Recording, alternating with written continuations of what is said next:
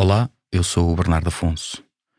Soubemos a semana passada da triste notícia da morte de Margarida Tengarrinha, militante antifascista que esteve na clandestinidade cerca de 20 anos. Em conjunto com o seu então companheiro, o artista José Dias Coelho, criou uma oficina de falsificação de documentos para os camaradas do Partido Comunista Português, incluindo Álvaro Cunhal, já fugido da prisão de Peniche. Durante a década de 1950, as casas de Margarida e José foram um dos mais importantes núcleos de resistência à ditadura. Para recordar a sua vida e luta, republicamos a entrevista que lhe fizemos em 2018, ao vivo, no evento em que anunciámos a profissionalização do Fumaça enquanto órgão de comunicação social. Enviamos um abraço forte à família e a quem lhe é próximo.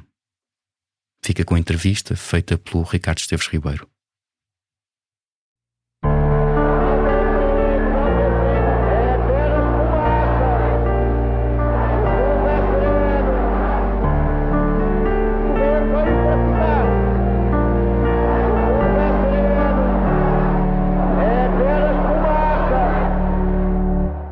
Seja toda a gente bem-vinda ao É Apenas Fumaça, onde se fala sobre a sociedade com quem quer falar sobre ela. Hoje, desde a Casa da Imprensa, em Lisboa, onde nos apresentamos como Fumaça, a nossa nova identidade, com uma casa cheia. Muito obrigado por terem vindo.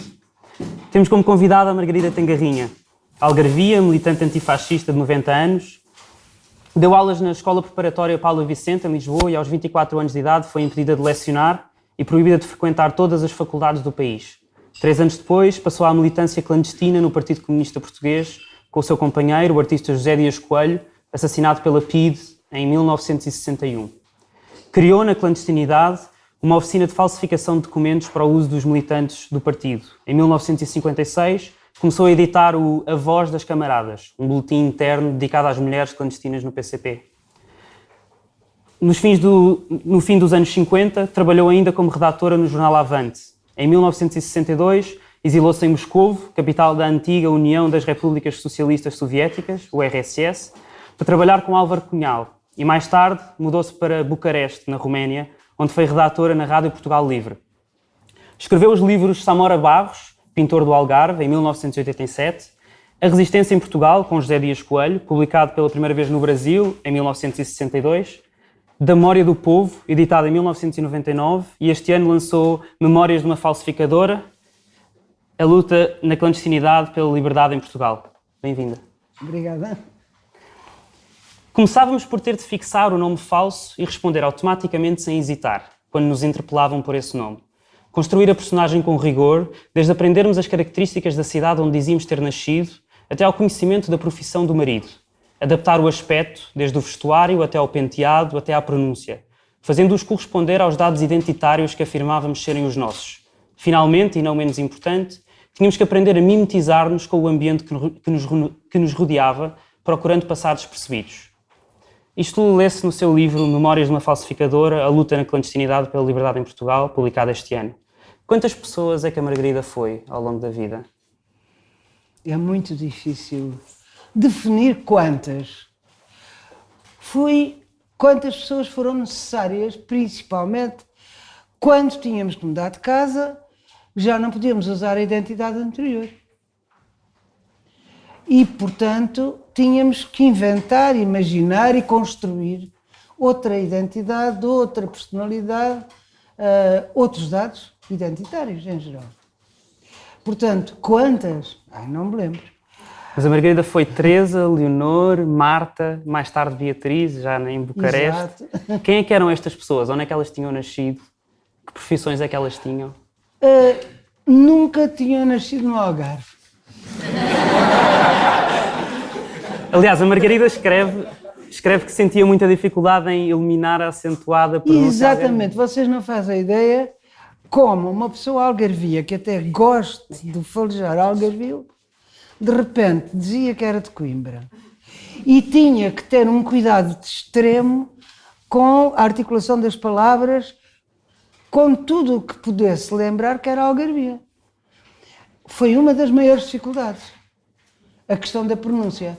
A verdade é esta, quando foi o 25 de Abril, a seguir, de repente, comecei a falar algarvia pura. É verdade.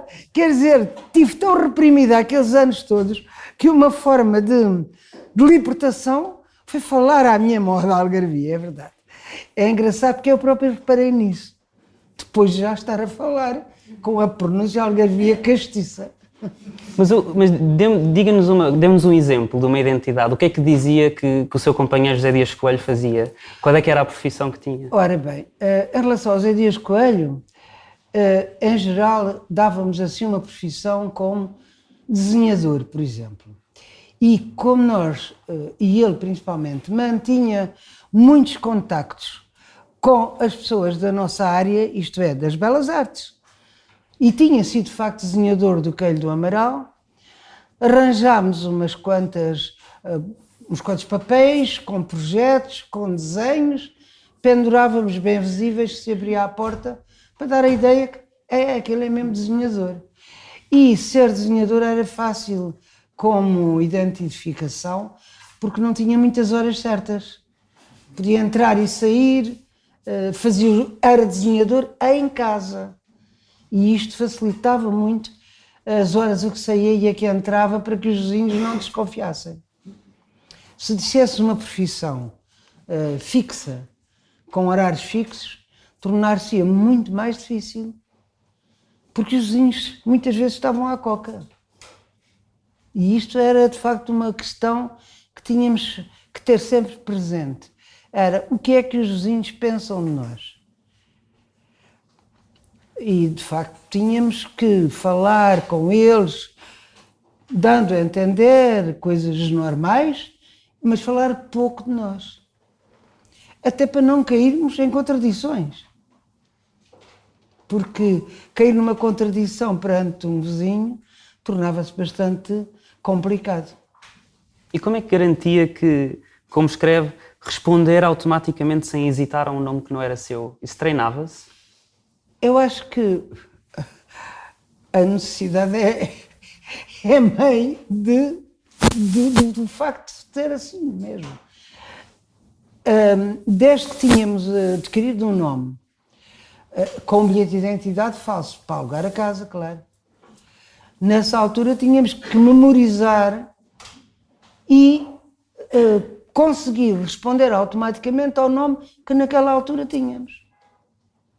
Mas treinava isso com o seu companheiro? Não é uma questão de treinar, é uma questão de... A partir desse dia já sabia... Tomarmos a consciência de que era isto que tinha que ser. Não é tão difícil como parece. Ao princípio era mais difícil. Depois começou a tornar-se mais natural estas mudanças de identidade. Embora era sempre um bocado chato. Passámos por outras coisas, outras pessoas, etc. É difícil. A Margarida mergulhou na clandestinidade, acho que é esse o verbo que se usa, não é? É o verbo que usávamos os clandestinos. Mergulhou na clandestinidade em 1955, com o seu companheiro José Dias Coelho, que já aqui mencionámos. Depois de ter entrado no Partido Comunista Português, 3 anos antes, em 1952, e que tinha o objetivo de criar uma oficina de falsificações em sua casa, ou nas suas casas, a que falsificava passaportes e bilhetes de identidade para os camaradas do partido. O que é que significa viver na clandestinidade no dia-a-dia? Quão diferente é que isso é? Bem, depende daquilo da tarefa que se tem. Eu considero que as duas tarefas mais difíceis de quem viveu na clandestinidade foram ser tipógrafo de uma tipografia clandestina, que exigia não só um trabalho muito difícil, mas por exemplo, também para produzir o Avante, o jornal Avante? Para produzir o Avante e outros. O Militante, o Avante, eu fui responsável de uma tipografia clandestina regional do Norte, na altura em que a direção da Organização Regional do Norte abrangia 10 distritos.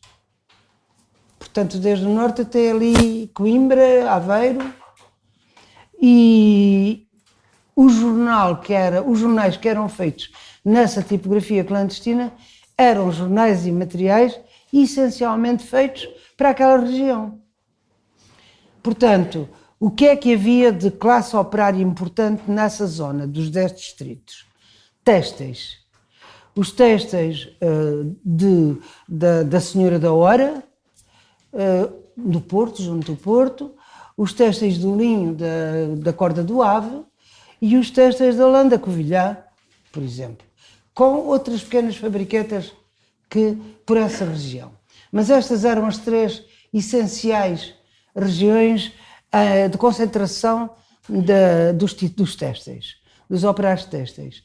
Portanto, fazíamos um jornal que se chamava O Têxtil, que refletia os problemas, as reivindicações, impulsionava a luta por essas reivindicações e dava aos trabalhadores dessas empresas têxteis algum apoio e também, o orgulho. Quando era uma luta que saía vitoriosa, saía ali. Eles gostavam de ler o seu nome, o nome da sua empresa e a luta em que tinham participado vitoriosamente. Ou então, lutas que não eram vitoriosas e sofriam a repressão e nós dávamos a solidariedade necessária ou o estímulo para a continuação da luta. O outro jornal que era feito nesta tipografia regional do Norte chamava-se A Terra, o jornal A Terra.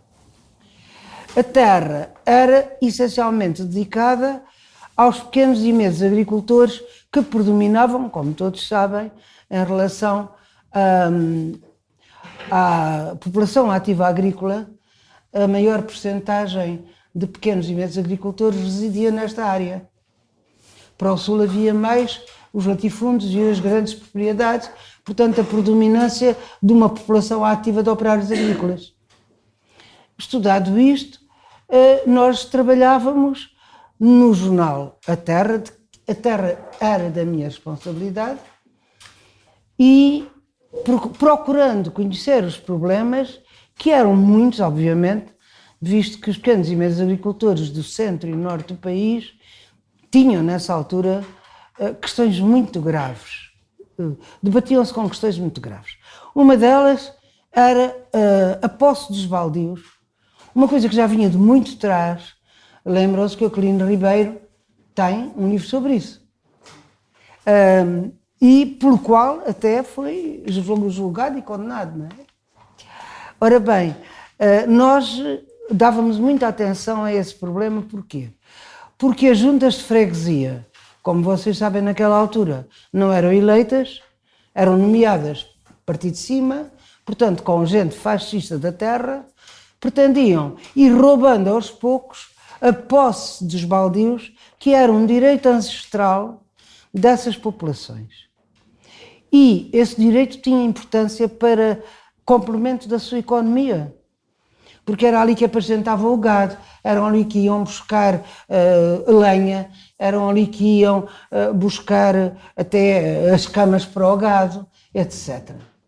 E iam limpando a floresta, geralmente zonas de floresta, quer em Trás-os-Montes, quer nas beiras, que de facto iam sendo aos poucos comidas roubadas pelos dirigentes, particularmente as juntas de freguesia.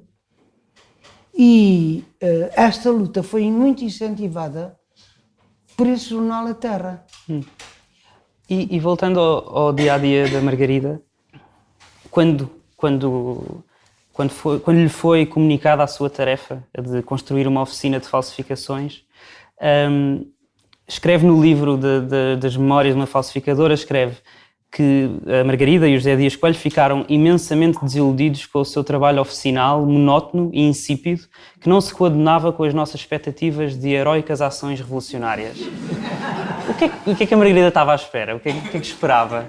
Ora bem, eu vou dizer-lhe, nós víamos os clandestinos, assim entre aspas, os clandestinos, como pessoas que nós admirávamos muito. Conhecíamos poucos, mas achávamos que era fantástico. Um clandestino é qualquer coisa de importante, qualquer coisa de revolucionário. Bem, e quando nós soubemos, por convite que nos foi feito, aliás, a IFAL foi feita a 5 pessoas da minha família, simultânea, 5 jovens. Quando nos foi feito esse convite, nós estávamos à espera de irmos para a revolução quase, não é?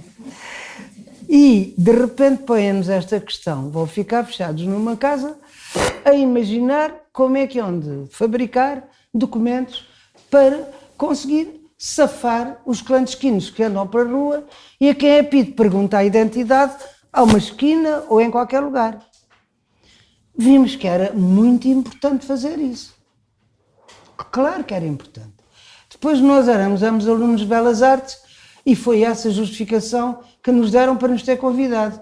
Porque tínhamos que improvisar coisas, mas tínhamos que saber desenhar, etc. Isso, nós concordámos com isso. Mas quando nós fomos convidados não nos disseram para que era. Era para entrar na clandestinidade. E então eu, na altura, estava a trabalhar no Modas e Bordados. E chegaram lá umas senhoras da Cruz Vermelha Portuguesa a convidar, porque aquilo era tudo mulheres, no Modas e Bordados éramos todas Onde trabalharam muitas mulheres. Outras militantes antifascistas, Maria Antónia Paula, Antónia Paula muito foi depois, e era a Maria Lamas a A editora Maria na altura. Lamas é que meteu lá. Que já não era a diretora, mas tinha ainda influência lá. Porque eu trabalhava com a Maria Lamas nas questões da defesa dos interesses da mulher. Bem, e então, quando eu estava no Modas e Bordados e fomos convidadas, para quê? Para um curso de primeiros socorros. E eu pensei, é isto mesmo que interessa. Porque pensava, vou para a clandestinidade, tenho que saber primeiros socorros. Bem, quando cheguei a casa, a casa da família Dias Coelho, onde também estava o Carlos Abreu Inglês, que era casado com uma cunhada minha, irmã do Zé Dias Coelho. Eles começaram a gozar à brava comigo. Então tu vais fazer um curso da mocidade das mulheres do fascismo, que era não sei o que, feminina, não sei o que, do regime. E eu digo, é verdade, por acaso deve ser. Mas não me importei disso, mas eu vou. Foi uma troça geral. Era das mulheres portuguesas, não sei o quê, aquelas que faziam homenagens ao Salazar. Mas fez o curso. Fui fazer o curso. E claro que aquele curso era tendo em conta uma clandestinidade imaginária. Não foi a que encontrei. Mas acabou por me servir quando vivi na aldeia. E até me deu muito prestígio, porque sabia tratar de feridas, sabia fazer várias coisas que de facto era útil. E eu tive-me nas tintas para eles esforçarem, fui mesmo fazer o cursozinho. Mas pensando que ia para uma luta, sei lá, em que era preciso primeiros socorros. E afinal ficámos fechados numa casa a desenhar e a fazer falsificações que não sabíamos como fazer. Teve que ser tudo começado de improviso. Mas evidentemente que tivemos ajudas, porque para fazer algumas coisas deduzimos o que devia. Por exemplo, vocês imaginam fazer um selo branco. Como? Em que materiais? Estão a ver? Quem é que tem imaginação para isso? Tem que começar para gravura em metal.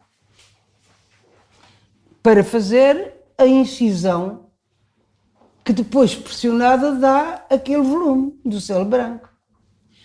Portanto, imaginar os caminhos para fazer as diferentes propostas que tínhamos que resolver foi a primeira questão que se nos pôs. Portanto, gravura em metal, gravura em linóleo para os carimbos da passagem da fronteira, visto que quando se passava, os clandestinos passavam a fronteira a salto, claro, não davam a cara na fronteira ali à PIDE, não. Portanto, tinham que passar a salto, eu também passei, muitas vezes a fronteira a salto. E foi a Margarida que fez o seu passaporte? Fui, claro, calhou. Mas fiz outros que me deram mais nervos. Foi o caso de fazer o passaporte do Álvaro Cunhal quando ele saiu de Portugal. Até tremia. Porque se ele fosse preso por causa do passaporte mal feito, quem é que tinha a culpa? Não é? Já depois de ter saído de Peniche? Já foi exatamente depois da fuga de Peniche, mas no ano seguinte. A fuga de Peniche foi no dia 3 de janeiro de 1960. E ele saiu de Portugal. Álvaro Cunhal e mais 10, mais 9 camaradas? A fuga foi a fuga de 10 camaradas. Com o guarda prisional que os ajudou. Se quiser, A quem também teve que fazer o bilhete de identidade. Também, claro. Coitado do guarda prisional. Mas ele, coitado, ele teve uma coragem muito grande. É claro que ele ao princípio parecia que eram menos, que iam fugir. Mas depois houve outros que disseram também fujo e acabaram por ser 10. Era o maior número do que ele pensava. Para quem conhece Peniche, foi num dos torreões de canto que eles atando bocados de lençóis. Quem atou os lençóis foi Francisco Miguel, que era muito hábil nisso, fazia nós. Ele era sapateiro de profissão. E pôr aquela quantidade de lençóis, todos atados, a partir de cima de um torreão do canto, e depois descerem para os lençóis. 10 pessoas não é brincadeira. E de facto fugiram mesmo. E depois, aí assim, foi uma avalanche para nós, porque tivemos que fazer 11 bilhetes de identidade falsos. Para os 10 que fugiram e mais para o guarda. Mas na nossa casa entraram poucos, porque, como eu disse, havia 2 organismos do partido que eram altamente defendidos. Um eram as tipografias clandestinas. E os desgraçados dos tipógrafos eram muito isolados, exatamente para que não houvesse muito caminhar, para que fossem o mais defendidos possível. E a oficina de falsificações era outra sede de grande cuidado. Só lá iam pessoas muito responsáveis. Portanto, uma parte dos bilhetes de identidade falsos para os que fugiram foram feitas em casas de outras, quer dizer, as fotografias feitas noutras casas. Os bilhetes de identidade feitos por nós na oficina de falsificações. E eu queria dizer, o que é que nos ajudou? Ajudou-nos muita gente, alguns dos quais nem eram comunistas. Aliás, eu neste livro chamo a atenção para o facto da nossa luta do Partido Comunista ter sido uma luta importante, definitiva e decisiva para o que foi o 25 de Abril, sem dúvida, mas que não teria sido possível se não tivéssemos o apoio de muitíssimas centenas e centenas de pessoas que ao longo dos 48 anos do fascismo apoiaram o Partido Comunista e os comunistas, sem serem comunistas, mas com toda a solidariedade. E é nessa solidariedade que nós vamos buscar, eu e o Zé Dias Coelho, os apoios para esta oficina de falsificações. E são hoje artistas conhecidos. Naquela altura eles eram colegas nossos, simplesmente. E quem eram? O Júlio Pomar, a Maria Alice Jorge, o Rolando Sá Nogueira, por exemplo. 3 grandes artistas portugueses. O Crubim Lapa também. Eles estavam a formar a Cooperativa dos Gravadores Portugueses. E nós também teríamos entrado nessa, porque foi exatamente correspondeu à altura em que nós tivemos que largar tudo e entrar na clandestinidade. Mas, sabendo que eles estavam a formar a Cooperativa da Gravura Portuguesa, nessa altura nas Belas Artes não havia cadeira de gravura, não havia. Nós fazíamos gravuras como autodidatas e fomos pedir a eles, que estavam em formação da cooperativa, os materiais necessários para nós.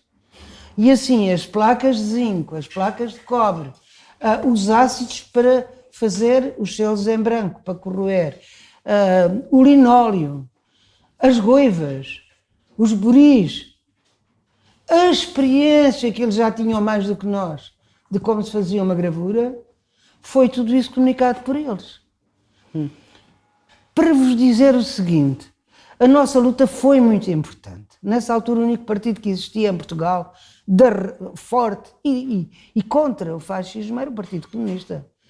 Os partidos tinham sido todos liquidados depois do golpe de Braga, em 1926. O Partido Republicano foi liquidado, uns resquícios do Partido Socialista foi liquidado. Eu tenho aqui as datas, se vocês quiserem, depois digo, porque eu datas não fixo muito. E foram todos liquidados, e o Partido Comunista foi o único que se manteve, mas teve que manter-se em situação de clandestinidade. Por isso eram necessárias as identificações falsas. E também por isso era necessário um alargadíssimo número de pessoas que nos dava apoio. Muitos deles não sendo membros do Partido Comunista. E é essa gratidão, que muitas vezes não é expressa como deve ser, que eu quis expressar neste livro. Eu queria ler mais um excerto desse livro. Faz favor. Creio que nós, mulheres, quase corríamos o risco psicológico de uma dupla personalidade ou de perdermos a individualidade, enterrando durante tantos anos e bem a fundo a nossa identidade verdadeira e assumindo com a convicção necessária o nome, naturalidade, origem social e até o aspecto físico correspondentes à explicação que tínhamos construído para arrendarmos a casa e apresentarmos aos vizinhos, com a acrescida dificuldade de, ao mudarmos de casa, sermos obrigados a assumir outro nome, outra identidade, outra naturalidade. E diz ainda, manter essas explicações junto da vizinhança era uma responsabilidade que cabia essencialmente às mulheres, pois nós estávamos confinadas à casa, éramos nós que contactávamos com as vizinhas e a nós correspondia a assumirmos com a convicção e sem falhas o papel construído para justificar a nossa presença ali. Porquê é que a responsabilidade de manter a aparência e a identidade falsas e, portanto, assegurar a clandestinidade era da mulher e não era do homem? Eu digo essencialmente. E a palavra essencialmente é que é fundamental para isto. Porque quem está em casa, naquele caso, é a mulher. Quem contacta com a vizinhança, muito mais facilmente, é a mulher. O homem, em geral, mesmo hoje, enfim, agora já a vida é diferente, mas é sempre o homem que sai de casa e a mulher que fica em casa, em geral. Felizmente agora já não é assim. Mas era nessa época. Estou a falar dos anos 50, 60. E, portanto, era a mulher que tinha que manter o contacto com a vizinhança e dar um ar de normalidade à vida tão anormal que se vivia. Era aí a dificuldade. Residia aí a dificuldade. Dar um ar de normalidade a uma casa que fazia coisas completamente fora do contexto geral. E, portanto, a responsabilidade era das mulheres, essencialmente. É um outro excerto do seu livro.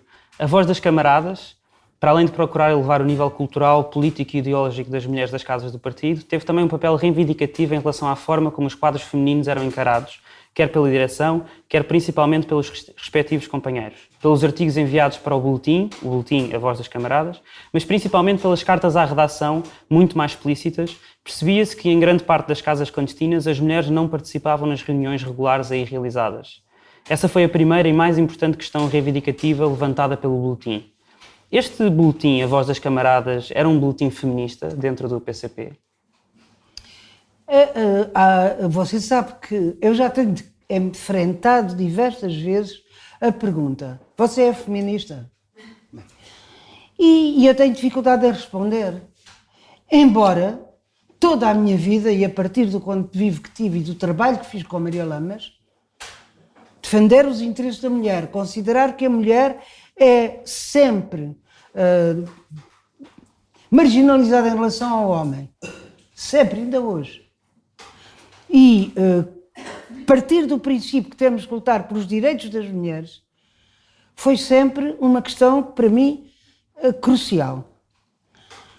Portanto, se é assim, então sou feminista. Bem, mas se ser feminista é a mulher sentir que mulher de um lado, homem do outro, em contraposição, porque por vezes os homens não compreendem os problemas das mulheres, é um facto. Mas isso é preciso ter prudência, porque o nosso ponto de vista, ou o meu ponto de vista é este. A mulher, juntamente com o homem, é que tem a luta pela verdadeira emancipação da mulher, que é a emancipação social geral. E sem uma emancipação social de toda a sociedade, que eu considero que é uma sociedade socialista ou comunista, mas avançando por várias etapas de uma democracia, nós temos que continuar a lutar pelos direitos da mulher, conseguindo que os homens entendam que a luta é comum e que a luta dos homens também se embrenha na luta dos direitos das mulheres. porque não é uma luta isolada contra o homem. O que há é que convencer a parte masculina de que os interesses deles estão coincidentes com os interesses da independência e dos direitos da mulher amplamente considerados. Há uma feminista americana que diz este slogan que é para mim muito, muito justo e que é dos períodos das feministas americanas em que ela dizia: ao homem todos os seus direitos e nada mais, à mulher todos os seus direitos e nada menos. E penso que isto é realmente um princípio claro e correto, que mostra que não há lutas de oposição. Há uma luta conjunta desde que haja essa consciência da parte dos homens. Nós, mulheres, é que temos que os consciencializar, porque às vezes eles não estão atentos a isso. E neste caso concreto que você fala, há uma questão importante. Entravam na clandestinidade muita gente de várias camadas sociais e muito particularmente trabalhadores. E muitos trabalhadores alentejanos. E eu vou dizer-vos, porque o partido tinha uma grande força no Alentejo, e eu vou dizer-vos uma coisa que é real. Eu nunca vi ninguém tão machista como os camaradas do partido alentejanos. É verdade. Pronto, sei lá, vendo o tempo dos árabes ou de onde, não sei. Mas é assim. E de facto, muita gente, e isso eu apercebia-me, e agora volto à sua pergunta, a questão de que na clandestinidade, no quadro de clandestinos, havia casais que entraram o marido com a mulher. E o que é que os maridos pensavam? Ela está a cumprir o seu dever de esposa. Estão a ver? Vai vem comigo porque está a cumprir o seu dever de esposa. Bom, havia outros casais que eram formados por camaradas que tinham entrado na clandestinidade sem companheira e mulheres que tinham entrado na clandestinidade a convite do partido e que foram para essa casa não para ser companheiras ou amantes dele, mas para manter a casa. Às vezes isso dava em casamento, claro, outras vezes não dava. Mas isto era independentemente de ser ou não companheira. Muitas camaradas que eu conheci mantiveram-se anos e anos tendo esta tarefa. Essas tinham maior consciência dos seus direitos, obviamente. Agora, as chamadas as esposas que vinham atrás do marido eram muito menos reivindicativas. E, portanto, havia vários graus de consciencialização dos direitos da mulher na clandestinidade. Vários graus que era preciso eliminar aqueles em que a mulher passivamente vinha atrás do marido. E é por isso que a Voz das Camaradas teve um papel importante, porque obrigando a que houvesse reuniões nas casas, dava à mulher o direito de queixar-se ou de dizer que achava mal. E isto fez com que se fosse a pouco e pouco aumentando a consciencialização do papel da mulher na clandestinidade. Diga. Ainda hoje me é doloroso recordar o momento da separação, quando a Teresinha, com 5 anos e meio, foi entregue por nós à minha cunhada Maria Sofia, que chegou para ir buscá-la à Praia das Maçãs no carro do António, irmão do Carlos Abuim inglês. Já no carro, ao colo da tia, a nossa filha virou-se para nós e, embora sabendo que não íamos com ela, perguntou-nos: "Vocês não vêm comigo?" Tapou a cara com as mãos e partiram. Pior do que a prisão, pior do que as torturas, no dizer de todas as camaradas que tiveram essas experiências, muito mais terrível para todas elas foi a separação dos filhos. Terrível para todas nós. Em 1955, quando a Margarida mergulhou na clandestinidade, tinha uma filha de 2 anos, Teresa. Mais tarde teve uma outra, Guida, ainda sob clandestinidade. Como é que foi criar as suas filhas nesse tempo? Ao mesmo tempo foi bom, Porque um casal como nós, éramos muito amigos e estávamos muito apaixonados, foi uma coisa que facilitou muito a nossa vida clandestina. E... Oh, pensam que não, claro que foi.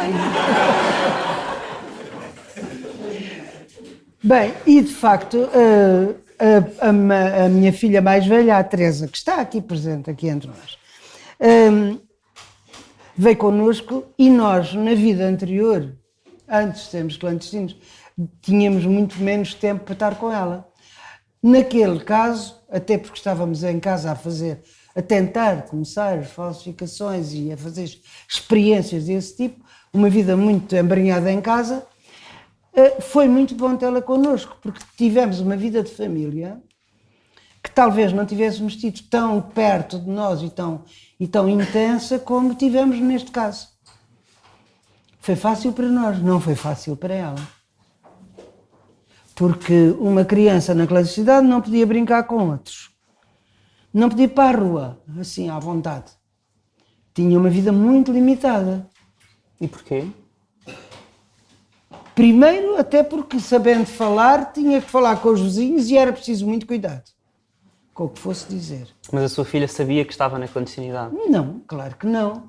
E os camaradas que lá iam eram os tios. Sempre os tios. E passavam mesmo por tios. Portanto, o que é que nós fizemos com a Teresa? Pusemos lá a desenhar, porque arranjámos uma maneira, uma cadeirinha, uma prancheta em cima do banco de cozinha e ela desenhava. E hoje é uma pintora.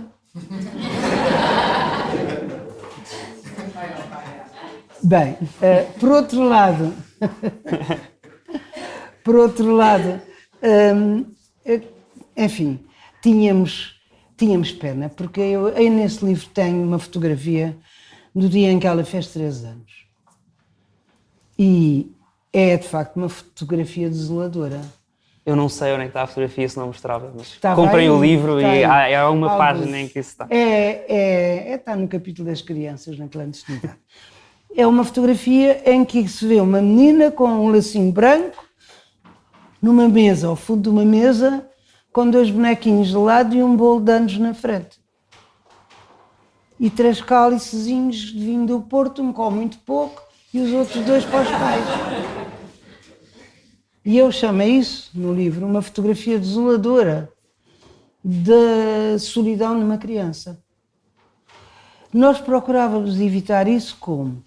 A gente tinha pouco dinheiro, claro, fazendo desenhos de banda desenhada. Nós fazíamos a banda desenhada.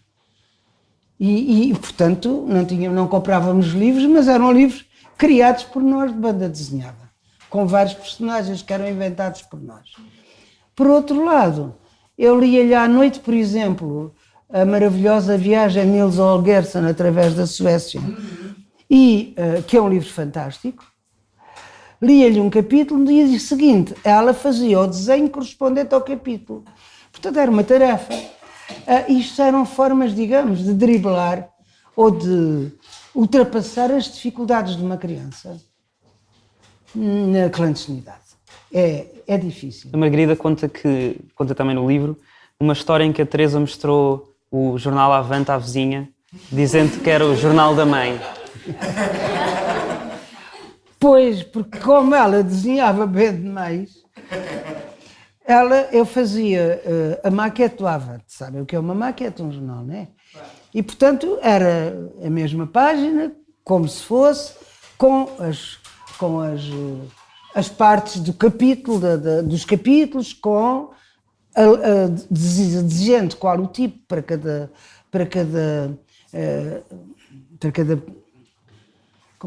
cada fila de letras, etc. Bom, e toda a maneira, vocês são jornalistas, sabem, fazer uma maquete é traçar umas coisas, pôr qual o tipo, qual o título, etc.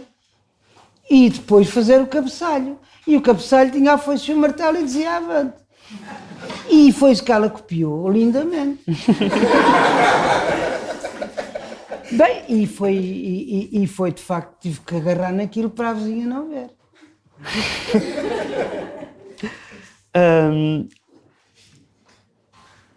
Eu queria ler um poema.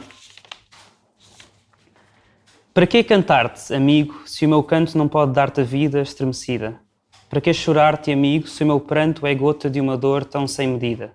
Não choro nem canto, apenas grito, como uma fera ferido em pleno peito. Vingança, negro alento e pão maldito, não são sustento nem leito. Teu corpo ensanguentado jaz no solo, a mágoa de perder-te é sem consolo. E mais não posso, irmão, que a voz se embarga. É noite, o tempo é frio, a esperança amarga. Este poema foi escrito por Carlos Abuim, inglês, enquanto estava preso em Peniche ao saber da morte de José Dias Coelho, seu companheiro, assassinado pela PIDE a 19 de dezembro de 1961. Como é que soube da morte de José Dias Coelho? Bem, é assim um bocado difícil estar a falar nisso, mas vá lá, já que vocês querem. É duro. Pronto, eu soube da morte porque eu era mesmo da redação do Avante. Portanto, tinha tarefas próprias. E nessas tarefas próprias tinha encontros marcados para entregar os materiais. E por sua vez, nesse dia, no dia 19 de dezembro, o Zé saiu de casa para ter encontros. Eu vivia com uma esplêndida camarada que já faleceu, que se chamava Teodósia e que era mulher do camarada Afonso Gregório. Estava preso Que na era altura. operário vidreiro da Marinha Grande, estava preso. E a Teodósia, que era uma pessoa encantadora e uma companheira fantástica, vivia connosco. E com o filho Zezinho, que por sua vez era amigo da minha filha Guida. Que vivia Na altura connosco, já. na altura. E daí, porquê? Porque eu tinha que ir a reuniões, o Zé tinha que ir a outras e a Teodósia ficava com os miúdos e defendia muito bem a casa. Era extremamente arguta. Eu saí de casa, mas saí de casa no dia 26 de dezembro. Ora bem, o Zé tinha saído no dia 19 de dezembro. E não tinha voltado nesse dia, o que até era possível. Mas quando chegou o dia de Natal, 25 de dezembro, e ele não chegou a casa, eu e a Teodósia convencemos que ele estava preso.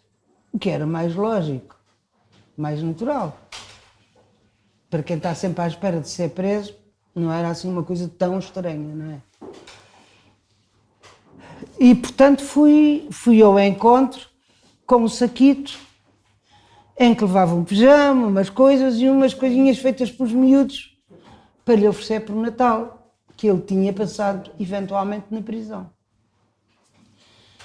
E quando fui ao encontro, que era ali no bairro social de Belém, do outro lado dos Jónimos, junto de uma cabine telefónica, esperei um bom bocado, o camarada, que era o Francisco Martins Rodrigues, não apareceu, e eu ia pôr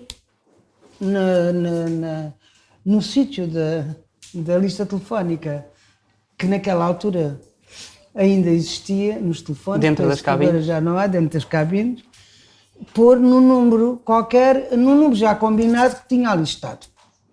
Um sinal para explicar que eu tinha estado.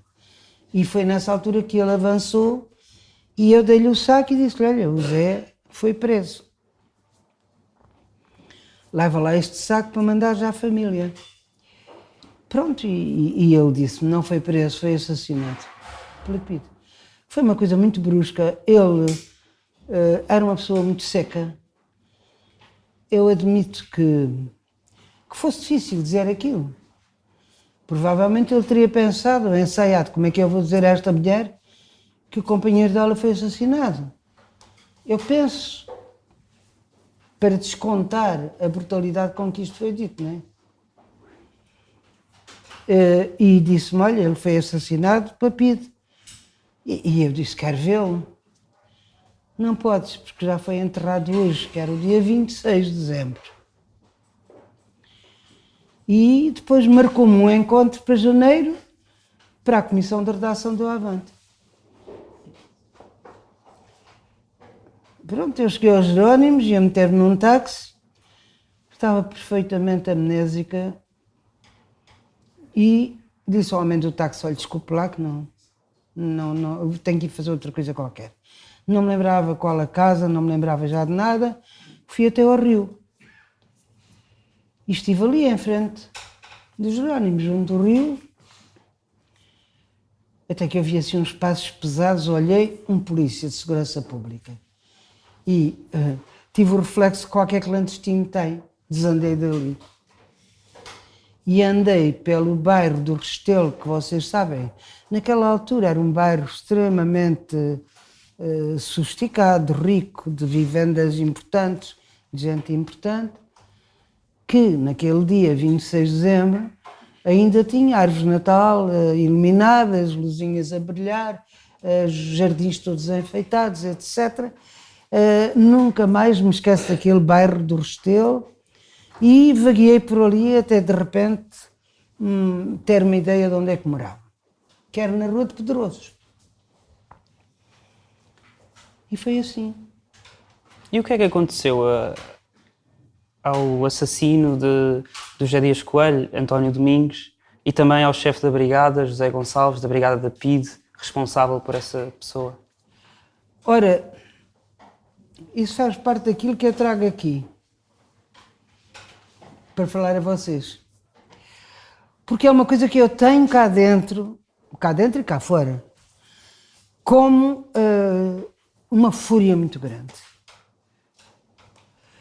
É a questão da impunidade dos assassinos da PIDE. Não são só os assassinos de José Dias Coelho, não são só os assassinos de Humberto Delgado que foram julgados. São assassinos de algumas centenas de pessoas. A esmagadora maioria comunistas, mas outros que nem eram comunistas. Por acaso tenho aqui os nomes que consegui trazer, mas não vale a pena dizer-vos, são muitos.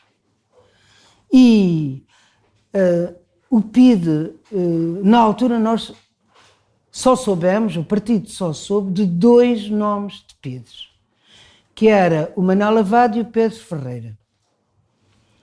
Porque esses foram entregar o Zé, já moribundo, no Hospital da CUF. E foi esses que denunciámos no artigo que eu escrevi para o Avante de janeiro de 1962, porque quis eu escrever o artigo, era membro da redação e conhecia melhor o Zé do que as outras pessoas da redação. E escrevi esse artigo dizendo que o Manuel Lavado e o Pedro Ferreira o tinham entregue, moribundo, e, portanto, que eram os assassinos, já sabendo que o chefe dessa brigada era o José Gonçalves, que era um homem temível. Era um PIDE terrível. E ficou assim durante anos, esta ideia. Eu vou dizer, talvez vocês, para perceberem um bocado, porque é que eu digo que o José Gonçalves era um homem terrível. O José Gonçalves era um agente da PIDE que não tinha tido grande ascensão, que era especialista da vigilância de rua e que se tinha mantido na vigilância de rua durante anos. E porquê é que nós, clandestinos, tínhamos medo dele? Porque ele era uma pessoa extremamente sagaz para detectar quem eram os clandestinos que andavam para a rua. Eu conto-vos uma história que me foi contada por Joaquim Pires Jorge, um camarada de que falo muito, de quem era muito amiga e que me ajudou muito nos primeiros anos da clandestinidade. E ele dizia, ele era um homem que, como muitos clandestinos, andava com uma pistola no bolso. E um dia ele contou-nos isto. Ia por uma rua e de repente defrontou-se com o José Gonçalves, que aliás o conhecia. Conheciam-se. E o José Gonçalves avançou para ele e ele fez assim, batendo no bolso. E o José Gonçalves deu às de Vila Diogo porque sabia que ele tinha uma pistola na mão. Na mão ou no bolso. Podia até não ter tido. Mas fazer isto dava a ideia ao José Gonçalves, este homem é capaz de matar. Isto é o que se passava entre nós e os PIDEs. de vigilância de rua. Nós, quando eu falo, é os clandestinos. E esse Zé Gonçalves foi o chefe da brigada que matou o Zé Dias Coelho. Porque ele era extraordinário para detectar aspectos, às vezes, quase impossíveis. Eu lembro-me que a minha filha Teresa desenhava muito. E um dia desenhou um tio, que era exatamente o Pires Jorge, a quem chamava o tio que dá beijinhos, porque ele era muito carinhoso.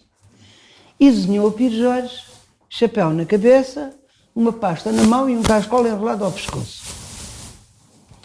E quando ele chegou lá à nossa casa e a Teresa disse: está aqui o teu retrato, ele olhou e disse: a miúda topou-me bem, tenho que deixar de andar com o chapéu na cabeça e tenho que deixar de andar com a pasta.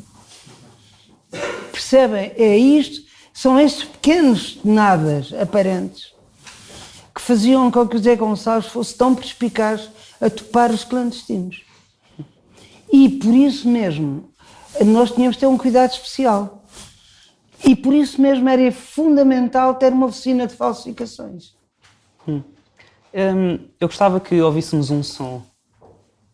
É aqui posto de comando do movimento das Forças Armadas.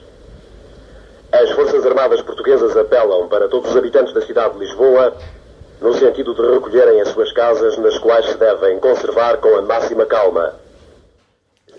Onde é que estava no 25 de Abril? Estava em Matosinhos já havia 4 anos. E tem graça que neste livro que você tem aí, e que felizmente já está esgotado, não em algumas livrarias ainda existe, mas o editor disse-me estava esgotado. Eu acabei de contar ali a uma amiga que já escrevi 3 novos capítulos, porque vai ser editado a nova edição, a segunda edição, vai ter 3 novos capítulos. E tem graça que são exatamente sobre isso. Posso contar? Vocês não estão já chateados da conversa? Bom, é o seguinte, nesse dia, 25 de Abril, eu nessa altura, já desde havia uns anos, que estava a viver com o Carlos Costa, que era um dirigente do partido, o tal dirigente do partido que dirigia a direção da Organização Regional do Norte, que abrangia 10 distritos. E um homem muitíssimo corajoso. Um dos que fugiu de Peniche, mas que foi preso depois, em 1961. Quando o Zé foi assassinado, houve uma série de prisões também. E que estava preso até 69, só saiu depois doente, etc. Bem, mas ele estava responsável da direção da Organização Regional do Norte. E quando ouviu o primeiro comunicado do movimento das Forças Armadas, disse: vou sair para a rua. E eu disse: não saias, eu estou a dizer para as pessoas não saírem. Olha, mas vou sair. Bom, e saiu. Depois disso, eu percebi, e aliás, porque também trabalhava na redação do Avante, percebi o seguinte, que havia todas as pistas e todos os elementos possíveis para identificar aquele movimento dos militares como um movimento progressista e antifascista. Embora muitas pessoas tivessem a dúvida, na altura do chamado golpe, que não foi um golpe, foi um levantamento militar, mas, de facto, havia condições para, pelo menos para os dirigentes do partido, terem essa noção. E as condições eram todas as informações chegadas para mostrar a situação real no aparelho militar, para mostrar os levantamentos de rãs, para mostrar as desobediências na frente das guerras coloniais, para mostrar as questões que eram levantadas de lutas dentro de vários quartéis. Portanto, e havia aquele 16 de março, Gorado. Tudo isto levava a ter uma ideia mais clara e vá lá, e mais certa, de que era um movimento progressista desencadeado por oficiais, por um movimento das Forças Armadas, que aliás já sabia que existia o tal MFA.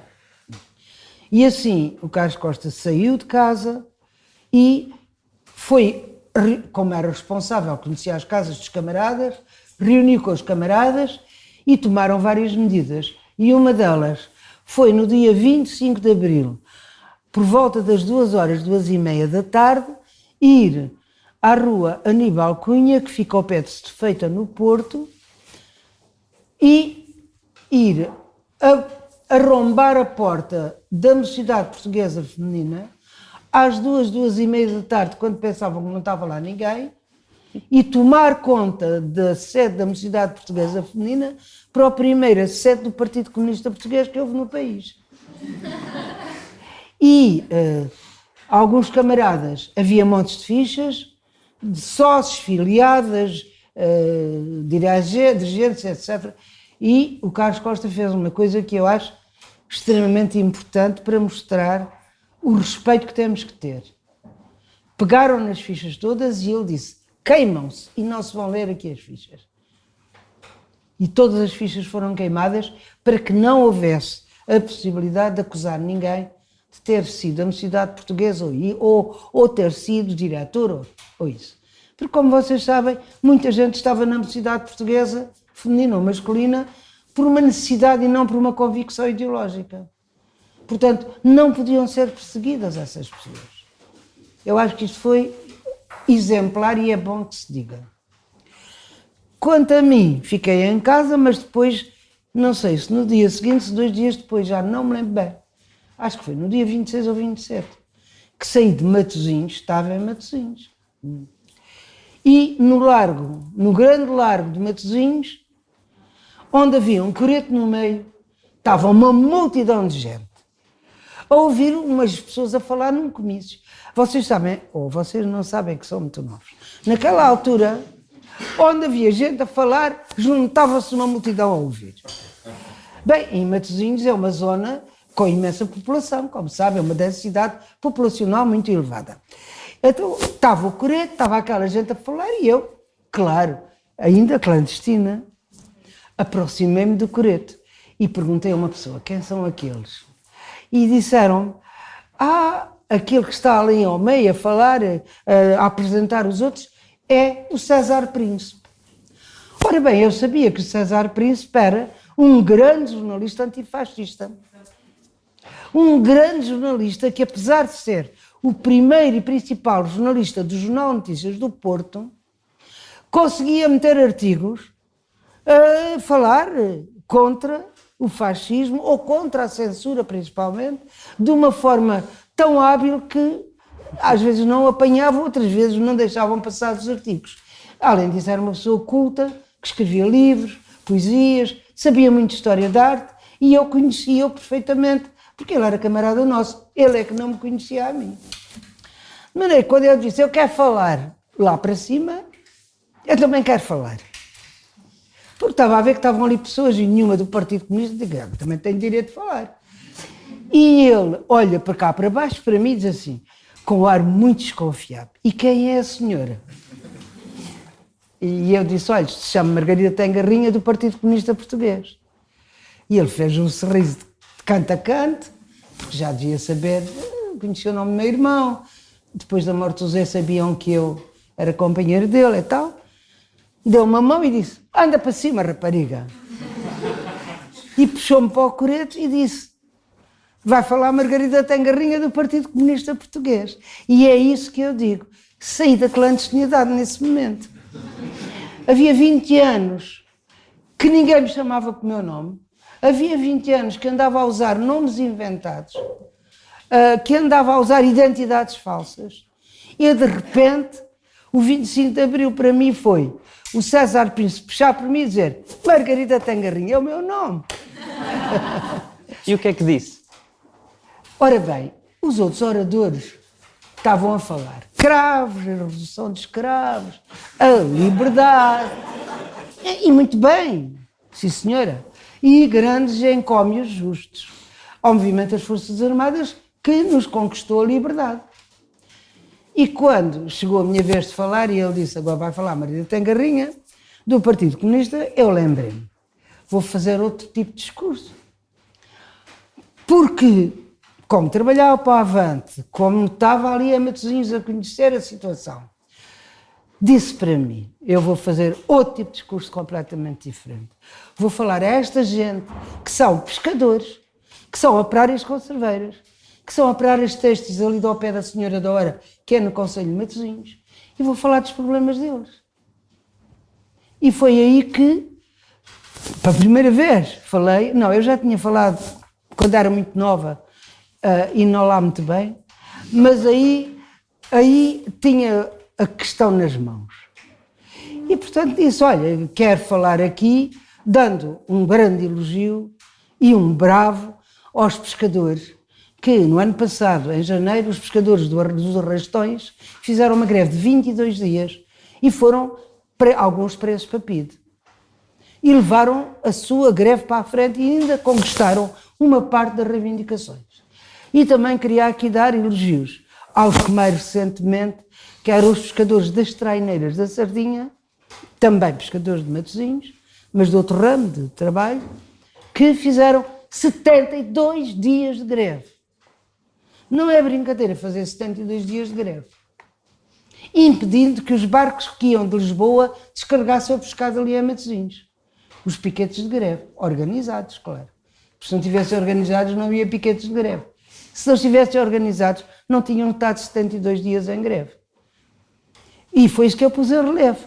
E a organização, que tinha sido em grande parte apoiada, porque tinham recebido fundos, dinheiro, para os manter em greve. E porquê? Porque comissões de trabalhadores e o Partido Comunista fizeram lançar manifestos apoiando a greve. E, portanto, muita gente foi lá ao cais, ao Porto de Matosinhos, e dar dinheiro aos piquetes de greve para os pescadores irem mantendo a greve. E depois falei também das operárias conserveiras que andavam numas lutas ali e com os nomes das fábricas, uma luta por alteração de horários, porque eram horários incompatíveis com uma mãe de família, trabalhavam até às tantas da noite e tal, e às operárias têxteis, que também estavam em lutas por melhoria de salários e de condições de trabalho, dizendo o nome das fábricas, na altura tinha bem presentes. E as pessoas, claro, que estavam a ouvir todas entusiasmadas, os vivas à liberdade e os escravos de Abril, ao ouvir falar dos seus próprios problemas e das lutas que tinham desencadeado, ainda tinham os ouvidos mais atentos, como é óbvio. E, portanto, pude dizer, olha, o 25 de Abril é a possibilidade de vocês lutarem pelos vossos direitos sem que a PIDE vos prenda, sem que o Almirante Terreiro venha cá dar apoio aos patrões. Sabem que é o Almirante Terreiro, não sabem? Bom, era o tipo que tomava conta das questões das pescas, etc., no governo fascista do Marcelo Caetano. E, portanto, falando assim a linguagem mais própria deles, eles perceberam. E eu disse, pois, o 25 de Abril é cravos vermelhos, é liberdade, é democracia, mas é também a vossa possibilidade de lutarem sem ter a PIDE à perna e, portanto, enfrentarem os patrões com muita coragem, porque já não vão ser presos. É isto. E penso que isto é importante. Foi importante para mim, porque esta foi a minha visão do 25 de Abril, e foi importante para eles, para perceber que não era só cravos vermelhos, era também a possibilidade de manterem lutas com muito mais tenacidade e sem a repressão fascista da PIDE. Nós estamos mesmo a chegar ao fim, antes de podermos abrir para que quem está do outro lado possa fazer perguntas. Edmundo Pedro, que faleceu no início deste ano, foi camarada do PCP, ex-preso político no campo de concentração do Tarrafal, ex-deputado da Assembleia da República pelo PCP e mais tarde pelo PS, disse aos... Não, ele nunca foi deputado da Assembleia da República. Constituinte. Enganei. E depois disse ao jornal I, em fevereiro de 2017, o Mário Soares teve um papel histórico fundamental. Ele foi fundamental no chamado PREC, Processo Revolucionário em Curso, para evitar que os militares de esquerda e o PCP tomassem o poder. Esse foi o seu papel histórico e o país deve-lhe isso. Deve-lhe a circunstância de não se ter sucedido a uma ditadura fascista, uma ditadura comunista. Nós estivemos à beira de uma ditadura comunista durante o PREC? Infelizmente, não. Mas houve possibilidades de maiores avanços na democracia. E esses avanços da democracia foram realmente obstaculizados pelo papel do Mário Soares, que, porque tinha sido preso uns tempitos e depois tinha ido dar aulas para a França, Montpellier, ele teve assim, ganhou os louros que lhe permitiram, de facto, melhor do que mais ninguém, travar o avanço da Revolução. Porque quem melhor do que ele podia travar o avanço da Revolução, senão apresentando-se como um perseguido do fascismo? Quando é que a Revolução acabou? A Revolução, digamos, pode nunca ter acabado. Depende de vocês. Pois é, a Revolução faz ter recuos e avanços. Agora estamos num momento, provavelmente, de recuo com pequeninos avanços, que provavelmente já estão a recuar, como se vê pelos últimos aspectos das propostas do governo, não é? Portanto, são avanços muito traiçoeiros, muito pouco avanços. Portanto, está nas nossas mãos fazer a revolução ou continuá-la. Vamos lá deixar de falar em cravos de abril. Falemos em revolução real contra os exploradores e os explorados. E hoje continua a haver exploradores e explorados ou não? Então a revolução tem que existir na mesma. Porque, pelo menos da minha perspectiva, enquanto houver exploradores e explorados, temos que ter revolução. Mais fraca, mais decidida, mais para a frente ou recuando. É sempre assim que acontece. Mas o que acontece hoje no mundo mostra-nos uma coisa. Como dizia o Marx, para acabar com o capitalismo, o imperialismo, é preciso o coveiro. Sem coveiro, não se acaba com eles. Ora, o coveiro podem ser vocês. Pode ser o Partido Comunista também. E deve. Tem a obrigação disso. E pode ser qualquer pessoa, desde que lute contra a exploração, contra o racismo, contra tudo aquilo que vocês até têm aqui. Portanto, vocês são embriões de revolução. E há que lutar por coisas justas para fazermos novas revoluções. A revolução nunca para. Pode recuar, mas não para. E vocês que são jovens, e por isso gosto de estar aqui a falar convosco, têm esse papel, meus amigos. Eu tenho 90 anos, mas ainda estou aqui para as curvas. Agora, já não tenho tempo na minha frente. Posso ter alguma energia, mas vocês é que têm o vosso tempo na frente. E é do vosso tempo que se trata. Agora, como vão utilizá-lo ou dispersá-lo, aí é uma questão vossa. Eu acho muito justo uma das vossas perspectivas em relação às questões da imprensa e às questões da comunicação social. E mais, eu ao princípio não estava de acordo com aquela última palavra, que era... Dissidente. Mas percebi e discuti com vocês. E não há dúvida que da discussão é que nasce a luz. E fiquei de acordo convosco. Dissidente porque se trata da comunicação social que vocês enumeraram antes. No fim da frase é que está a palavra dissidente. E estou de acordo por isso. Eu tinha proposto outra, mas já recuei. Não, eu percebo e é verdade. É verdade. Vamos abrir ao público? Para... Sim. E ficamos com esta, não é? Nós vamos ter... Eu diria que vamos ter... Bem, a não ser que haja aqui uma multidão que queira fazer perguntas de meia hora, para perguntas, digo eu. O que quiserem. Eu cá estou capaz de responder. E, portanto, aquilo que eu queria pedir para que pudéssemos também fazer disto um espaço democrático e mais gente possa fazer perguntas, é que elas sejam mesmo perguntas e não comentários longos. E, portanto, queria perguntar quem é o primeiro. Eu acho que o José Pedro já está... José Pedro Monteiro, que nós entrevistámos sobre colonialismo português, já está com a mão no ar. Eu vou tentar cortar no comentário ao máximo, mas a maior parte de nós não teve a experiência. Nós celebramos o 25 de Abril e a transição para a liberdade, mas todos nós vivemos em liberdade. Eu gostava de saber mais do ponto de vista de uma dimensão política, quando é que houve, quer dizer, esta percepção de que era livre depois de 20 anos ou quase 20 anos de clandestinidade, como é que anotou? E como é que anotou e como é que percebeu essa liberdade? Como é que recebeu essa liberdade? Em atos menos políticos do que o que referiu, era perceber no dia a dia, no cotidiano, no poder ir ao café, no poder. Percebe? Sem ter uma. Gostaria que nos falasse um bocadinho. Percebe muito melhor que eu, certo? E por isso é que eu gostaria de ouvir falar sobre isso. Como é que é do cotidiano? Bem, qual é que é a experiência? Está bom. É voltar a fazer a vida que fazia antes. Pura e simplesmente.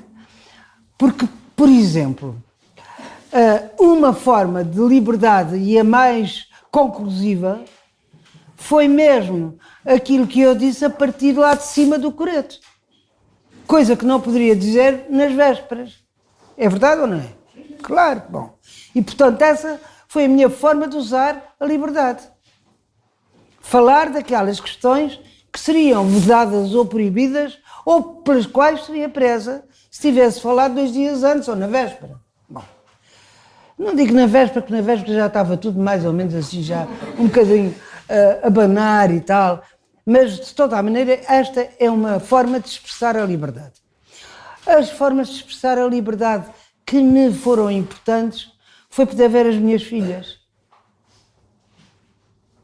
Essa foi aquela que mais me chegou ao coração.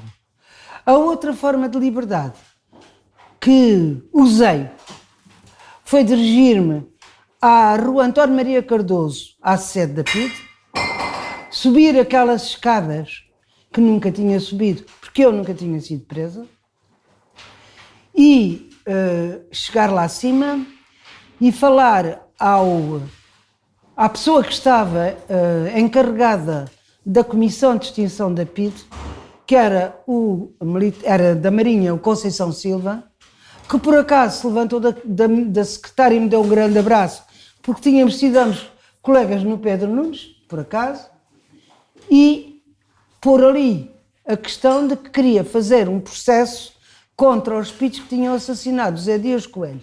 Porque eu, durante anos, garanto-vos, durante anos, eu pensei, bem, isto não é assim muito bonito dizer, mas era o que eu pensava. Gostava de furar os cornos àqueles filhos. Mas depois, politicamente correto, seria, de facto, levá-los a julgamento. E isso também tinha um impacto grande. Portanto, fui direito à sede da PIDE a falar e o Conceição Silva disse-me, não é preciso, que já fizemos a reconstituição com os PIDs que estavam presos, e eu disse, então e o Manuel Lavado e o Pedro Ferreira? Não foram eles que o mataram. Foi aí que eu soube que quem o matou foi o António Domingos, que deu o tiro. Que soube depois, claro, pelo relatório da autópsia, que foi um tiro dado à queima-roupa, na horizontal e com a intenção de matar. E isto foi o relatório da autópsia, assinado pelo Dr. Sobreireiro e pelo Dr. Arsénio Nunes. E este relatório da autópsia era perfeitamente claro. E mesmo assim, o julgamento dos PIDs deu em que o PID, António Domingos, teve 3 anos e 6 meses, ou 9 meses de prisão. E depois do recurso foi duplicado para 7 anos, não foi? Pois, e depois fizemos o recurso, como é óbvio, para 7 anos. Mas é por essa razão que eu hoje ainda continuo a desencadear entre as pessoas, pelo menos, a noção de que temos que denunciar a impunidade da PIDE e os responsáveis da impunidade da PIDE. Porque o responsável essencial e maior era o general Spínola, que até queria que a PIDE passasse a ser a polícia política do novo regime. Bem, isto não conseguiu. Mas, de facto, não foi só o Spínola. Foi, e isso tem aqui, se vocês quiserem, deixo-os, toda a legislação que foi sendo desenvolvida, primeiro criminalizando os PIDs, e a partir do 25 de novembro de 1975, com a reversão da correlação de forças para a direita, a legislação passou a ser toda ela descriminalizativa, até ao ponto, do último ponto da legislação, dizer o seguinte, que é o Decreto-Lei de 13 de maio de 1976, publicado pelo Conselho da Revolução, que já nem era Conselho da Revolução nenhuma, criou atenuantes em crimes dos PIDs que passaram a ser meramente condenados em suspensão dos direitos políticos. Isto foi o último. A última da legislação sobre os PIDs. Portanto, à medida que a direita avança, os PIDs são descriminalizados. E isto é importante que se saiba. É importante que se tenha esta noção. E não é por acaso que eu fiz a lista da várias legislação sobre os PIDs, e a verdade é que os dois julgamentos, os únicos dois julgamentos contra crimes de assassínio dos PIDs, foram o de José Dias Coelho e do Humberto Delgado. E, praticamente, eles saíram dali com muito pouca, penas muito pequenas. Porque foram posteriores ao 25 de novembro. E o 25 de novembro foi realmente uma inflexão perfeitamente clara para a direita do regime que tinha sido conquistado no dia 25 de abril, o tal dos escravos. E, portanto, temos que estar atentos. Temos mais uma pergunta. Aqui, eu vou só pedir para falar para o microfone, não é porque se ouça, mas porque lá em casa, quem estiver a ver, só ouve-se falar para o microfone. Boa tarde, o meu nome é Helena Romão. Eu, continuando a falar sobre o 25 de novembro, sabendo que a Margarida tinha vivência em Matosinhos, portanto na zona norte, queria saber como é que viveu o tempo de 75 e 76 com a violência de extrema-direita e com os ataques às sedes do PC, sobretudo no norte. Se estava lá e como é que viveu isso? É uma pergunta muitíssimo interessante. Porque agora saiu um livro que se chama Quando Portugal Ardeu. Miguel Carvalho. Nós entrevistámos o Miguel Carvalho. E eu acho que esse livro... Só para poderem ir ver algumas entrevistas que nós fizemos, não é? Que esse livro é fundamental para explicar toda a situação que se passou pós 25 de Abril e em que a força da reação estava concentrada particularmente no norte, obviamente. E a partir de 75, reparem, eu fui candidata às constituintes por Trás-os-Montes, por Distrito de Vila Real, porque trabalhava lá. Era dos mais difíceis, podem crer. Foi até para onde os PIDs fugiram, por o Distrito de Vila Real e por o Distrito de Bragança. Fugiram e entraram, etc. Bom. E, portanto, ali, como eu trabalhava com os camaradas, bom, fui a cabeça de lista daquela lista, a primeira mulher cabeça de lista, mas para acabar por ter 2,8% dos votos, que é a coisa mínima que pode ser. Portanto, nessa campanha eleitoral foi morto o padre Max, da UDP. Nessa campanha eleitoral, ao ir a Ribeira de Pena fazer uma sessão de esclarecimento, eu e o camarada que ia comigo fomos espancados violentissimamente, brutalmente. E quando chegámos ao R13, que era em Vila Real, os militares, não vale a pena, a senhora está a deitar sangue no nariz e não sei o quê, está com um olho negro, não. Vamos ao hospital. Não quiseram tomar nota do que se tinha passado. Isto já é indicativo de alguma coisa. Portanto, quando se trata da reação, de queimarem os centros de trabalho do Partido Comunista e um do Movimento Democrático Português, do MDP-CDE. Tudo isto são formas da reação atuar, comandados por vários reacionários, entre eles o Cônego Melo, conhecido subejamente como o chefe da reação, mas o livro, Quando Portugal Ardeu, detalha todos os outros. E não deixa de falar no Carlucci, amigo do Mário Soares. E o Carlucci foi o homem que veio do golpe do Chile contra o Salvador Allende diretamente para Portugal. Embaixador americano em Portugal, Exatamente. mais tarde diretor da CIA. Exato, da CIA.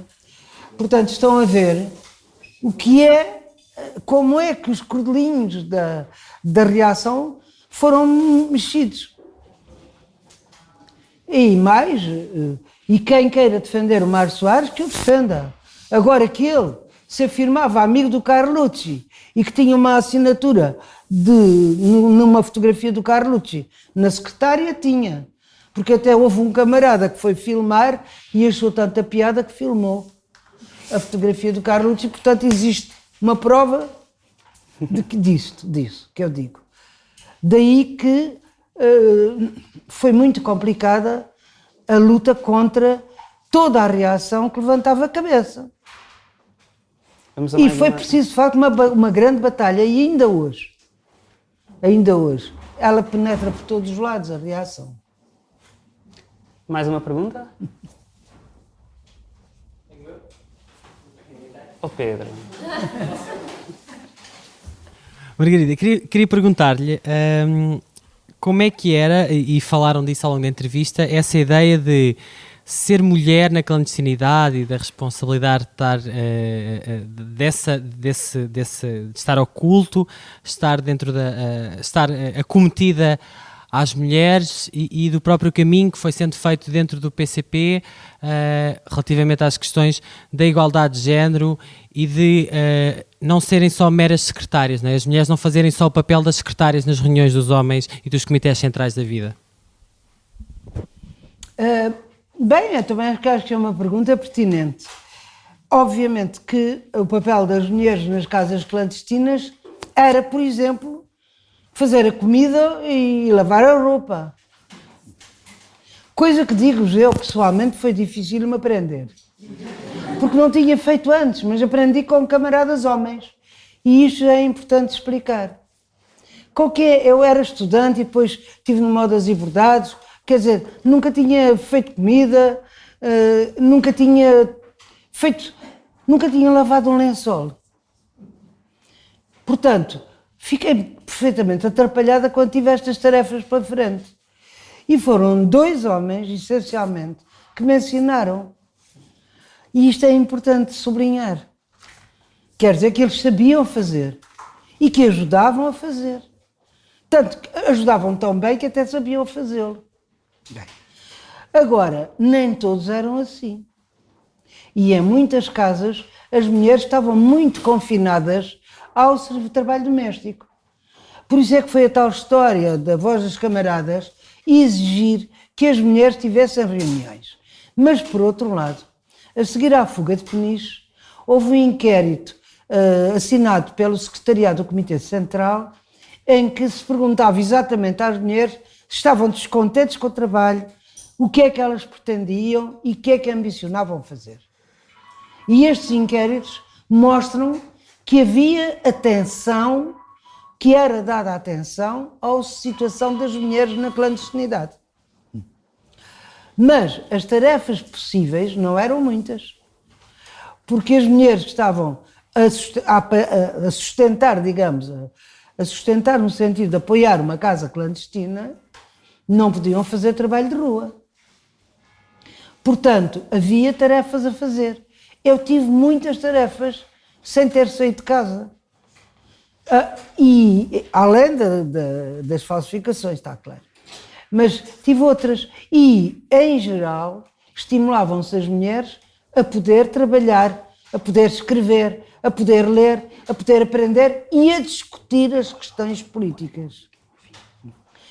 Quanto às mulheres em geral, no partido, É uma visão mais ampla, porque as da clandestinidade tinham, de facto, tarefas que não lhes permitiam andar na rua. Embora eu andei. Porque o Carlos Costa, na altura, meu companheiro, tinha uma visão talvez mais ampla das coisas e pôs-me a dirigir, a ser responsável na tipografia clandestina. Nós morávamos em Matosinhos, como vos disse, e ia à tipografia clandestina, que era em Rio Tinto. E, de facto, trabalhávamos ali, na tipografia, nos jornais, que era o Têxtil e a Terra, como já vos disse, e nos milhentos materiais que se faziam. Quando no Porto, no dia 15 de abril de 1972, o partido, a direção regional, decidiu que se fizesse uma manifestação contra a guerra colonial, a partir de que a carestia da vida era produto das guerras coloniais, partia-se da carestia da vida para dizer a carestia da vida é o resultado das guerras coloniais. E era uma forma de levar as pessoas a compreenderem que deviam estar também contra as guerras coloniais. E esses documentos, para essa manifestação, foram feitos nessa tipografia, com 2 pessoas idosas, comigo a ajudá-los. Sabem quantos documentos foram feitos? Entre o fim do ano anterior e o dia 15 de abril de 1972, 260 mil documentos. 260 mil. Numa tipografia que era como as de Gutenberg. Não era diferente. Portanto, isto mostra o papel dos tipógrafos, é verdade, mas mostra também que as mulheres podiam ser destacadas para outro tipo de tarefas. Entretanto, trata-se também do seguinte. A nível de toda a organização do Partido Comunista, eu digo isto como disse antes, da parte dos homens, e estamos a falar dos anos 50, 60, até 70, mas principalmente dos anos 50, 60. Os homens tinham os mesmos preconceitos masculinos no quadro de funcionários do Partido Comunista que os homens cá fora tinham. As coisas não são assim tão isoladas. Portanto, os camaradas homens também tinham tantos preconceitos como os outros homens cá fora. E dependia do grau de avanço mental dos homens, porque também eram divergentes, ou diferentes. Não digo que divergissem, mas eram diferentes. Portanto, exigir que as mulheres tivessem um maior papel na organização geral do partido, já não estou a falar só nas casas clandestinas, era uma exigência real e importante. Porquê? Eu falei-vos das operárias conservadeiras e das operárias têxteis. Em 1974 pude falar das lutas delas. As operárias têxteis tinham mulheres, camaradas, clandestinas, que eram responsáveis do trabalho junto delas.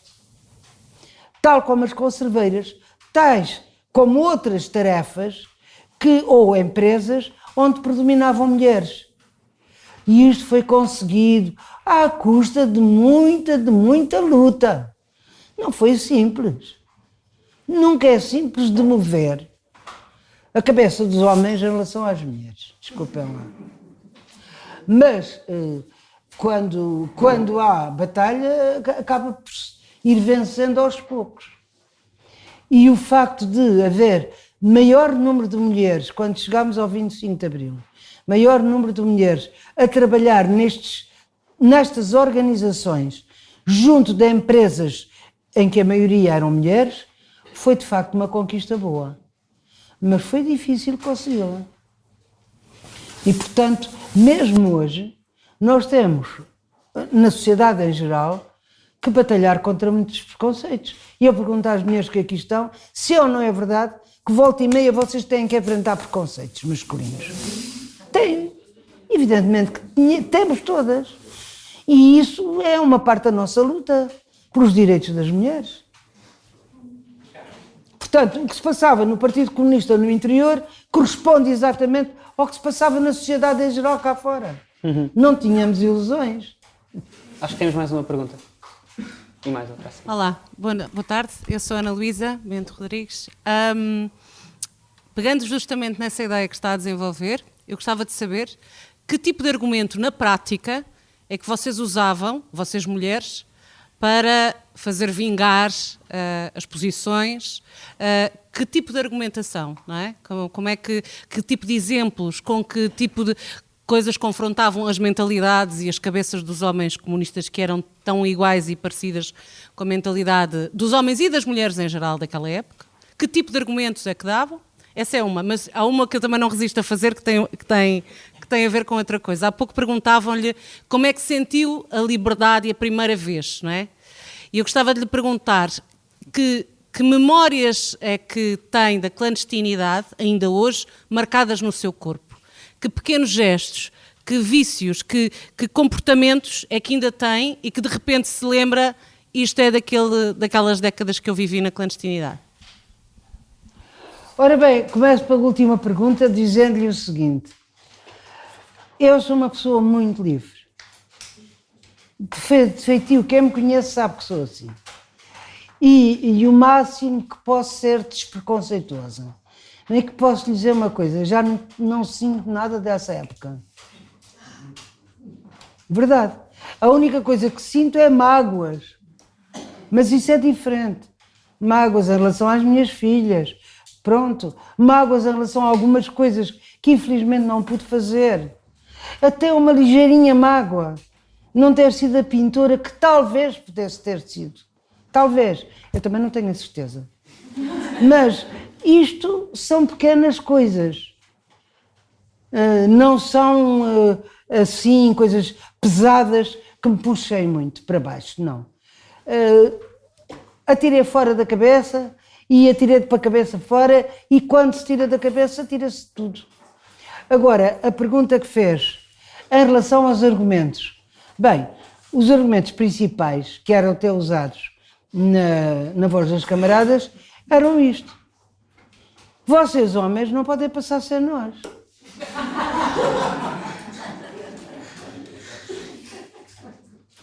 É uma realidade. E termos, a questão é que as mulheres tivessem coragem de dizê-lo. Porque muitas não tinham as peias. Mas ter a coragem de dizê-lo foi uma coisa até que a voz das camaradas ajudou. E dizendo a qualquer homem, vocês homens não podem passar a ser nós, depende. Porque há muitos homens que já são muito autónomos no serviço da casa, etc. Mas, enfim, apesar de tudo, temos que trabalhar e viver em conjunto e em comum, não é? E é isso que podemos e devemos dizer. São argumentos tão simples como este. Temos mais uma? Falou durante a entrevista da sua vida e da clandestinidade dentro de Portugal. Gostava que falasse e comentasse da sua vida em Moscou e em Bucareste, a favor. Como? Gostava que falasse da vida em Moscou e em Bucareste também. Bem,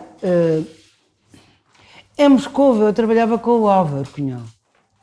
Portanto, não tinha assim muita, como é que é dizer, muitas possibilidades de sair muito para fora. E ainda por cima, nem ao princípio nem sabia a língua. Portanto, o que fiz foi assinar um jornal que se chamava Nouvelle de Moscou, em francês, para ver as iniciativas culturais que existiam na próxima semana. E irei a elas quais? Concertos na sala de Tchaikovsky, exposições várias no Manège, que era a grande sala de exposições junto à Praça Vermelha, ou noutras salas de exposições, porque essa revista trazia os sítios das exposições. Ir aos museus. Pronto. E para quem tinha estado como eu, durante tantos anos, privada de ligações culturais e de vida cultural, como é estar fechada numa casa a fazer falsificações, isto para mim foi uma liberdade enorme. E pôde constatar o desenvolvimento cultural que havia nessa altura, que é inegável. A nível da música, a nível depois do teatro experimental, que quando já sabia um bocado de russo, já ia lá, e a vida lá. Enfim, em relação à saúde, porque quer eu, quer a minha filha mais nova, estivemos internadas em hospitais, e em relação à habitação também, em que pagávamos rendas muito baratas, sobre aquilo que se diz. Reparem, eu estive lá no tempo do Khrushchev, que era um grandíssimo filho da mãe. E, além disso, além do que o Khrushchev era burro. E posso dizer-vos, portanto, quer dizer, era um dirigente máximo do Partido Comunista da União Soviética que era burro. Não é grande elogio, não é? Ora bem, e de facto, porque é que eu digo que ele era burro? Eu fui a uma exposição no Manés, que era uma exposição grande, muito grande. O Manés era as antigas codelarias, sítios de carros, de trens, de cavalos, etc. Uma grande, mas que foi transformada em sala de exposições. Por isso se chamava Manés, que era onde faziam coisas de cavalos e tal. Bom, e aquilo transformado em sala de exposições tinha milhares de quadros e milhares de esculturas. Milhares, não digo, mas muitas centenas. E, portanto, ali pude ver mais ou menos e até nem gostei muito, porque achei que as coisas não eram tão à modernaça como a gente cá exigia e não tinha em Portugal.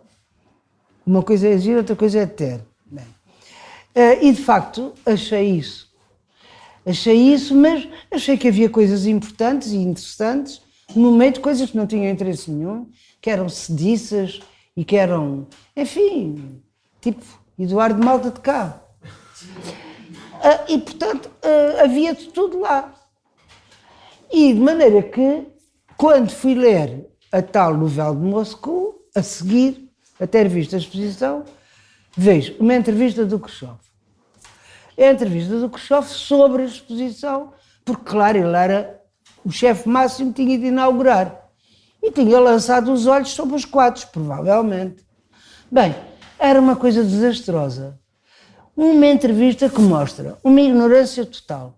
O gajo era burro e aquilo que dizia não tinha jeito nenhum. E ainda por cima, o que ele atacava era aquilo que eu tinha achado que, enfim, era mais moderno, mais progressista, mais avançado. Mas fiquei danada com aquilo e vou com a novela de Moscou, com aquela entrevista, e levei ao Álvaro Cunhal. E quis experimentá-lo. Disse assim: Álvaro, lê lá esta entrevista do Khrushchev. Bem, ele muito pacientemente leu a entrevista. E ele disse: então o que é que tu achas? E a resposta do Álvaro foi assim: um posto elevado não dá necessariamente sabedoria.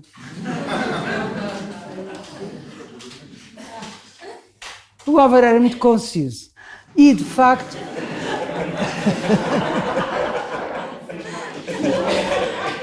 mas absolutamente verdadeiro.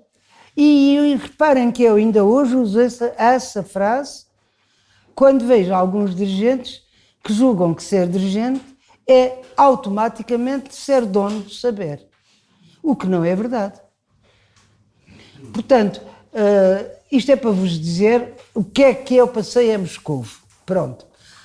Não conhecia profundamente a vida, porque tinha muito trabalho, mas pareceu-me, em alguns aspectos, a educação não acompanhei. A minha filha mais nova estava numa creche boa, mas a educação secundária, etc., não acompanhei, não sei.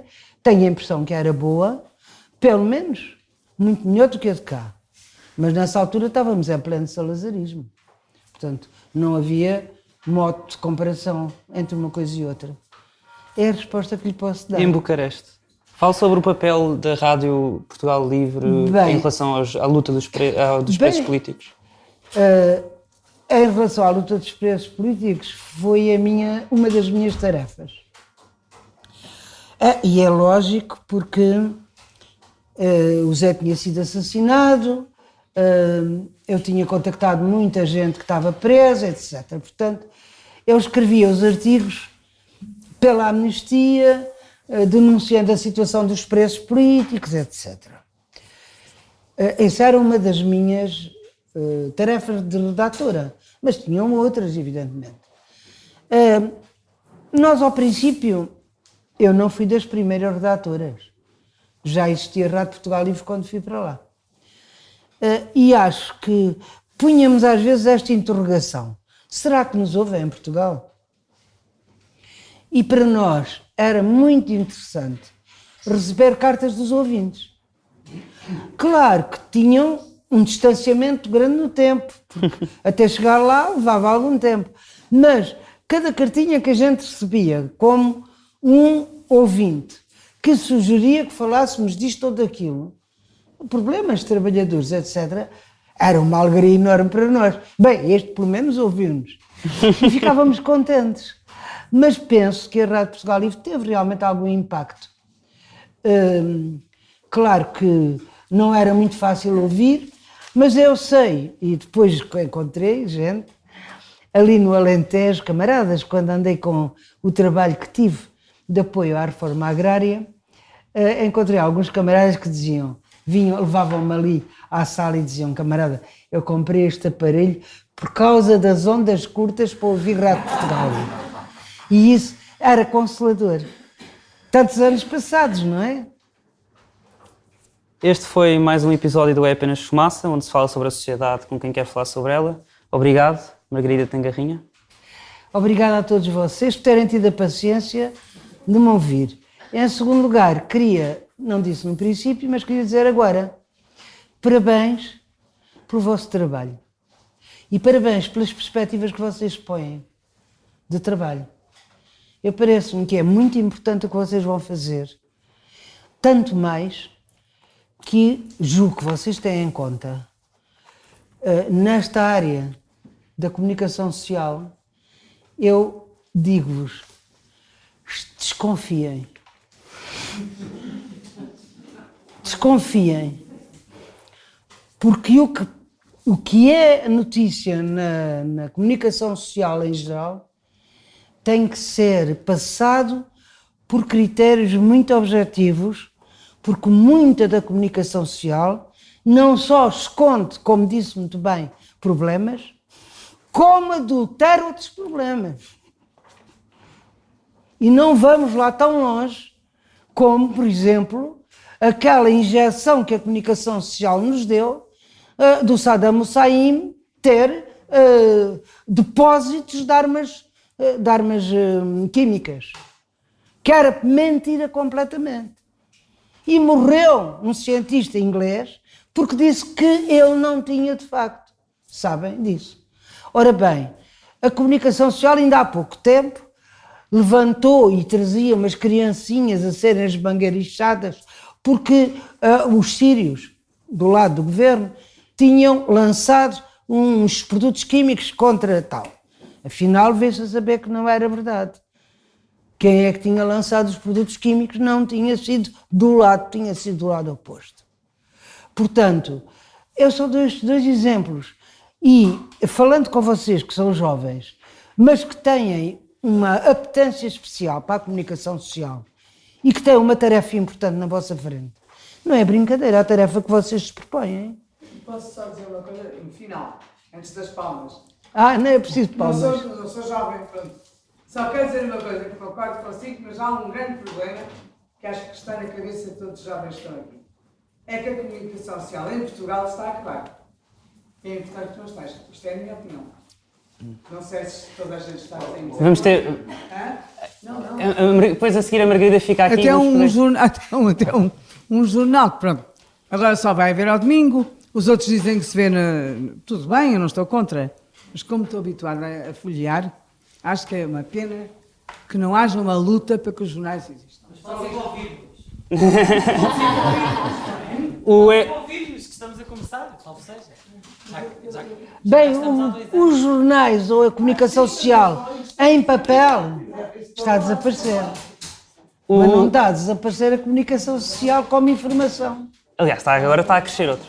O Fumaça é produzido por Bernardo Afonso, Maria Almeida, Frederico Raposo, Pedro Zuzarte, Ricardo Esteves Ribeiro, que sou eu, Sofia Rocha, Tomás Pereira, Tomás Pinho e pelo Pedro Miguel Santos. A música é dos Lotus Fever. Ouçam mais episódios em apenasfumaca.pt ou no iTunes, SoundCloud, YouTube, Comunidade Cultura e Arte, Rumo, Rádio Universitário do Minho, Rádio Alma Bruxelas, Shifter e também noutras aplicações de podcast.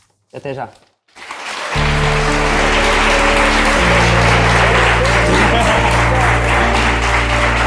Muito obrigado.